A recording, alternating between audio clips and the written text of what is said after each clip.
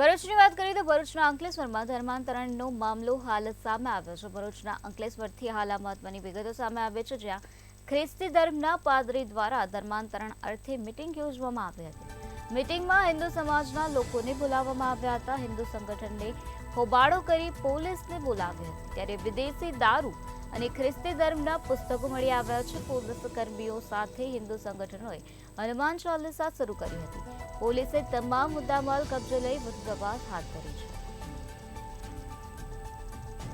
તો ભરૂચના અંકલેશ્વરમાં ધર્માંતરણનો મામલો હાલ પ્રકાશમાં આવ્યો છે, જ્યાં ખ્રિસ્તી ધર્મના પાદરી દ્વારા ધર્માંતરણ અર્થે મિટિંગનું આયોજન કરવામાં આવ્યું હતું। મિટિંગમાં હિન્દુ સમાજના લોકોને બોલાવવામાં આવ્યા હતા। હિન્દુ સંગઠનને હોબાળો કરીને પોલીસને બોલાવી હતી। વિદેશી દારૂ અને ખ્રિસ્તી ધર્મના પુસ્તકો મળી આવ્યા, ત્યારે પોલીસ કર્મીઓ સાથે હિન્દુ સંગઠનોએ હનુમાન ચાલીસા શરૂ કરી હતી। પોલીસે તમામ મુદ્દામાલ કબજે કરીને પોલીસ દ્વારા હાલ આ સમગ્ર મામલામાં વધુ કાર્યવાહી હાથ ધરવામાં આવી છે।